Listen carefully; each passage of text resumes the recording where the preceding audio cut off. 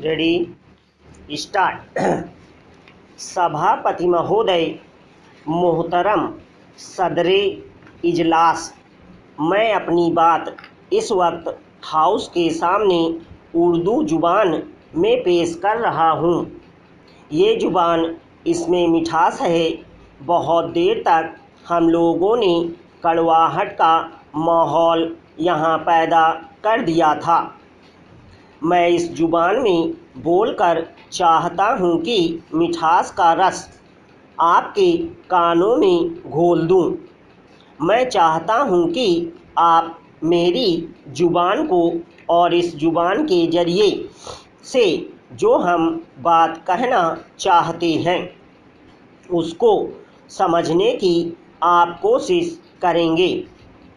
हम सबको इस बात का इल्म होना चाहिए। हमें अपने इस मुल्क पर फ़ख्र है कि हमारा यह मुल्क, इस मुल्क का मिजाज मोहब्बत है और इस मुल्क की ताकत भाईचारा है। इस मुल्क में नफ़रत के लिए कोई जगह नहीं है। मोहब्बत का चिराग हमेशा जला है और हमेशा जलता रहेगा। इसलिए हमें उन चीज़ों पर बहस करने की ज़रूरत नहीं है। वक्फ संशोधन विधेयक 2010 के सिलसिले में आज हम बोलने के लिए खड़े हुए हैं। लिहाजा इसी सिलसिले में मैं कुछ बातें आपके सामने रखना चाहता हूँ। मैं यही अर्ज कर रहा हूँ कि इस देश में 4 लाख से ज़्यादा रजिस्टर्ड वक्फ हैं, जिसमें 80,000 पर कब्जा है और बाकी दूसरों के हाथों में है। सरकार के पास भी जायदादें हैं, उन पर उन्होंने नाजायज़ कब्जा कर रखा है। अपनी बिल्डिंगें बना ली हैं और पब्लिक के लोगों के पास भी जायदादें हैं। कुछ लोगों ने उनको गैरकानूनी तरीके से बेच दिया है। बहरहाल इन जायदादों की अगर हिफाजत कर ली जाए तो मुसलमानों के बहुत से मसाइल हल हो सकते हैं।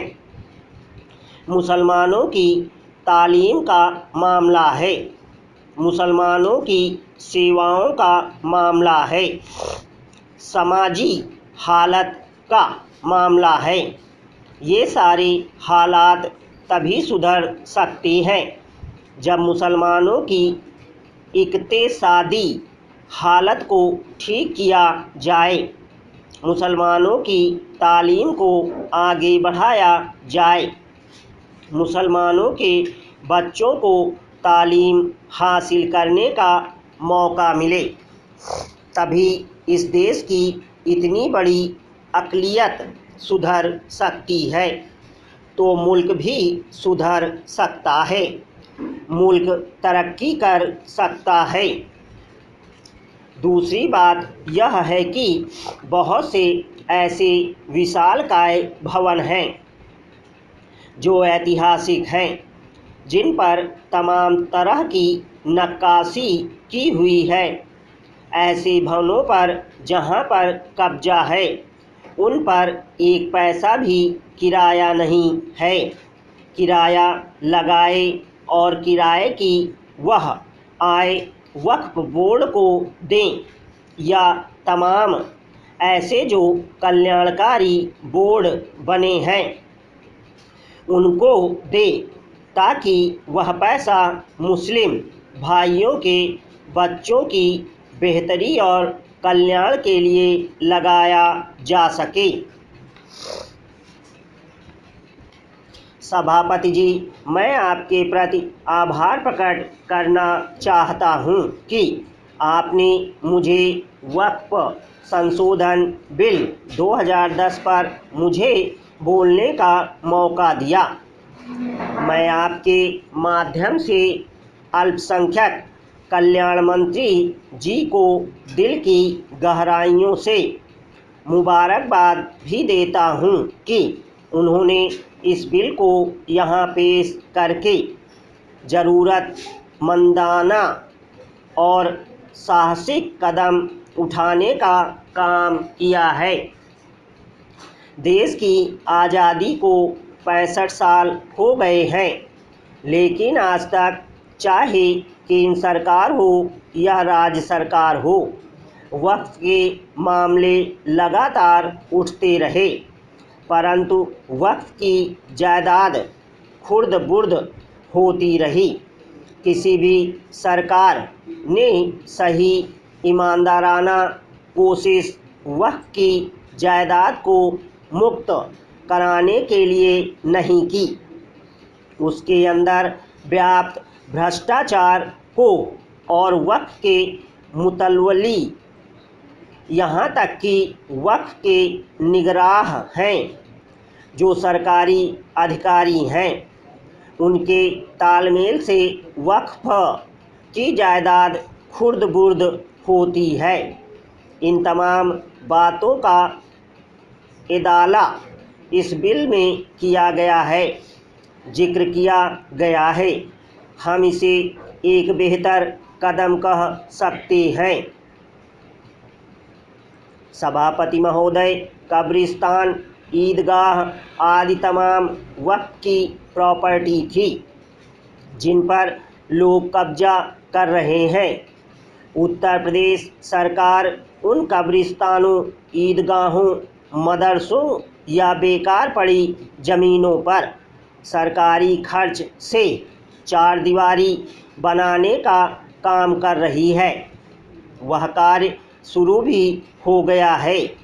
कुछ ऐसे लोग जो सांप्रदायिक सौहार्द बिगाड़ने वाले हैं, जो हमेशा समाज में वैमनस्य फैलाते हैं, उन लोगों ने स्टे लेने का काम किया है। मैं यहाँ किसी का नाम नहीं लेना चाहूँगा, लेकिन इशारा ही काफ़ी है। ऐसे लोगों पर भी हमें कड़ाई से पेश आना होगा, उन पर कार्रवाई करनी चाहिए।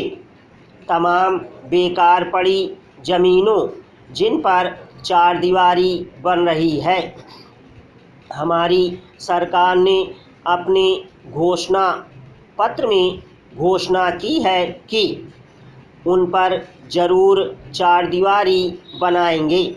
हमारे जो सैकड़ों हजारों मुकदमात मुख्तलिफ सूबों में चल रहे हैं, उन मुकदमों का कोई फैसला नहीं हो पा रहा है।